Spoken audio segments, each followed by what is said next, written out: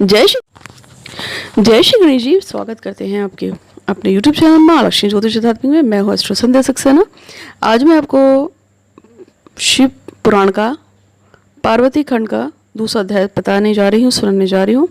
इस पे भगवान श्री गणपति महाराज और भगवान श्री शिवजी महाराज की आप सब पे और मुझ पे कृपा हो। मेरे चैनल पे और सभी लोगों पे जो भी मानते हैं भगवान शंकर को, उन सब पे कृपा करें भगवान शंकर। जो से सुनते हैं उनकी कामना पूरी हो और बोलने वाले की, सुनने वाले की सभी कामनाएं पूरी हो, ऐसी प्रार्थना के साथ।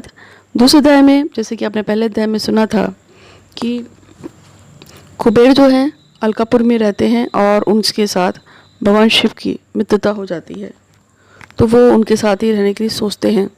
तो ऐसे में वो अलकापुरी जाते हैं और पहले अध्याय में बताया था पार्वती खंड में कि किस तरह से बाजे गाजे के साथ वो पहुंचते हैं और वहाँ पे बहुत सारे देवी देवता, बहुत सारे रुद्र भी उनके साथ पहुंचते हैं, भूत प्रेत सभी पहुंचते हैं और कुबेर जी सभी का स्वागत करते हैं दिल खोल कर।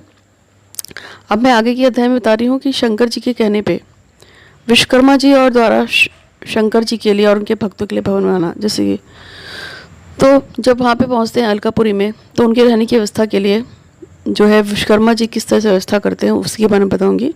तो आगे के अध्याय में बताया जाता है कि श्री विष्णु जी, ब्रह्मा जी और सभी लोग जब अलकापुरी में पहुंचते हैं तो कुबेर जी उनका सत्कार करते हैं। भगवान शंकर विश्वकर्मा जी को बुलाकर कैलाश पर्वत में अपने लिए और अपने भक्तों के लिए, अपने अनुचरों के लिए कहते हैं कि इनके लिए घर की व्यवस्था की जाए।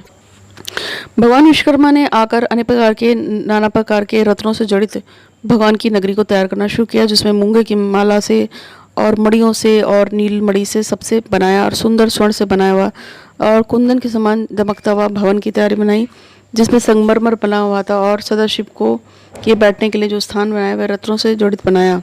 जब भगवान बनकर तैयार हो गया तो विश्वकर्मा जी ने भगवान शंकर के पास जाकर कहा कि हे भगवान, आपकी आज्ञा के अनुसार मैंने आपका स्थान तैयार कर दिया है, अब मुझसे क्या आज्ञा है। ये सुनकर भगवान शिव जी वहाँ पर जाकर पहुँचने के लिए तैयार हो जाते हैं और कहते हैं कि ठीक है, मैं चलता हूँ आपके साथ और अपने उस स्थान को देखता हूँ। भगवान शिव के साथ विष्णु जी भी उनके साथ चलने के लिए तैयार होते हैं और भगवान ब्रह्मा भी उनके साथ चलने के लिए तैयार होते हैं।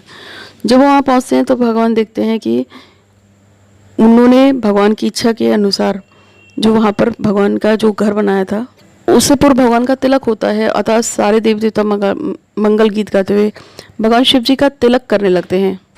भगवान शंकर का तिलक करने के लिए समस्त तीर्थों का जल मंगाया जाता है और समस्त जगह से जो है फूल पत्ती वगैरह आकर पूजा पाठ की व्यवस्था की जाती है। भगवान को नाना प्रकार के रत्नों से स्नान करा के वस्त्र आभूषण रत्न जड़े सिंहासन में बैठाया जाता है भगवान शंकर को। और वेद ध्वनि आरंभ होते हैं, घंटा बजती है, धुंध भी बजती है और अप्सराएं नृत्य करने लगती हैं और सभी आनंद में हो जाते हैं।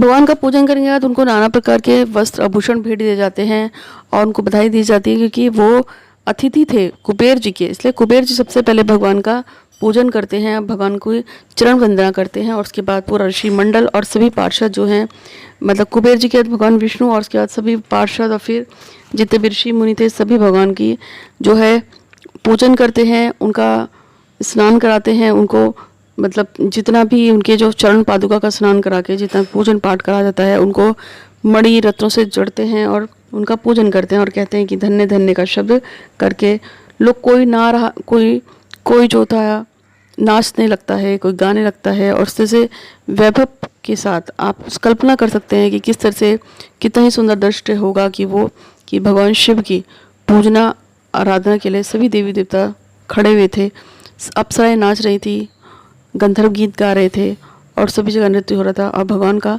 अभिषेक हो रहा था, उनकी पूजा पाठ की जा रही थी। नंदी और उनके गण मस्तक होकर नाच रहे थे।